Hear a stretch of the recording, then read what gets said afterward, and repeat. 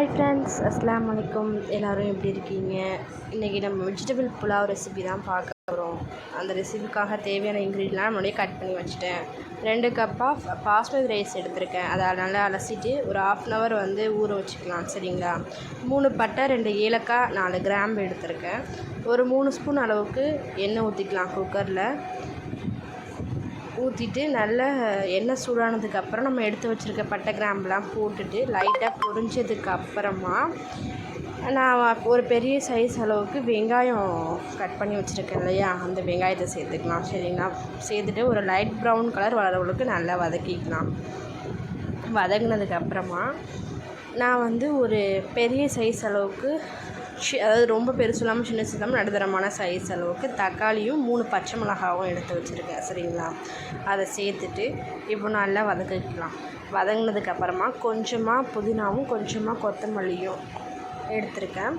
அதையும் போட்டு நல்லா எண்ணெயிலே நல்லா வதக்குனதுக்கப்புறமா நம்ம ஒரு 2 ஸ்பூன் அளவுக்கு இஞ்சி பூண்டு எடுத்து வச்சுக்கோங்க. சரிங்களா? அதையும் போட்டுட்டு நல்லா வதக்குங்க. வதக்கி நல்லா இஞ்சி பூண்டோட பச்சை வாசனை போனதுக்கப்புறமா ஒரு 1/2 ஸ்பூன் அளவுக்கு உப்பு சேர்த்துக்கலாம்.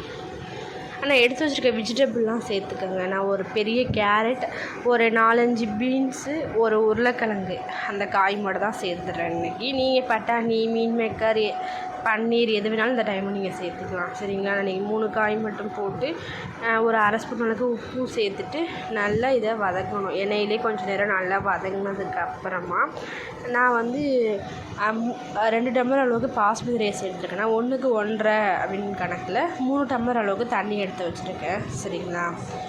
பாஸ்மதி ரைஸும் சைடில் ஊறிட்டு இருக்கு. இப்போ அந்த தண்ணி நம்ம சேர்த்துக்கலாம். சேர்த்ததுக்கப்புறமா இப்போ தேவையான அளவு உப்பு சேர்த்துக்கோங்க. உப்பு சேர்த்துட்டு தண்ணி லைட்டாக கொதிக்கணும். கொதித்ததுக்கு அப்புறமா நீங்கள் ரைஸ் சேர்த்துக்கோங்க. சரிங்களா? இப்போ நல்லா கொதி வந்துருச்சு. கொதி வந்ததுக்கப்புறம் இப்போ நான் அரிசி சேர்த்துக்கிறேன். ஊற வச்ச அரிசி நல்லா தண்ணியை வடிச்சிட்டு சேர்த்துக்கோங்க. சேர்த்துட்டு இப்போ நீங்கள் லைட்டாக மிக்ஸ் பண்ணிவிட்டு உப்பு எல்லாம் கரெக்டாக இருக்கா அப்படின்னு சொல்லி செக் பண்ணுங்கள். பத்தலைன்னா நீங்கள் எந்த டைமில் உப்பு சேர்த்துக்கலாம். சரிங்களா? இப்போ நான் போட்ட உப்பு எல்லாமே கரெக்டாக இருக்குது. லைட்டாக இப்போ கொதியும் வந்துடுச்சு. கொதி வந்ததுக்கப்புறமா நம்ம விசில் போட்டுக்கலாம். சரிங்களா? இப்போ விசிலும் வந்துடுச்சு. நான் ஒரு 2 விசில் வச்சுட்டு ஒரு 5 நிமிஷம் சிம்மில் வச்சுட்டு அமர்த்திட்டேன். இப்போ ஓப்பன் பண்ணி பார்க்கலாம். சூப்பராக வந்துருந்துச்சு. உதிரியாக செம்ம டேஸ்ட்டாக இருக்கும். லஞ்ச் பாக்ஸ் ரெசிபிக்கு ரொம்ப ஈஸியாக இருக்கும். ஸ்கூல் போகிற பிள்ளைகளுக்காக நல்லா செஞ்சு கொடுங்க. சூப்பராக இருக்கும். இதுக்கு தொட்டுக்கிறதுக்கு நான் உருளைக்கிழங்கு ஃப்ரையும் புதினா தொச்சு சட்னியும் அரைச்சேன். பிடிச்சிருந்தா லைக் பண்ணுங்கள், ஷேர் பண்ணுங்கள், கமெண்ட் பண்ணுங்கள். மறக்காமல் என் வீடியோவுக்கு சப்போர்ட் பண்ணுங்கள். சரிங்களா? ரொம்ப நன்றி. தேங்க்யூ. பாய்.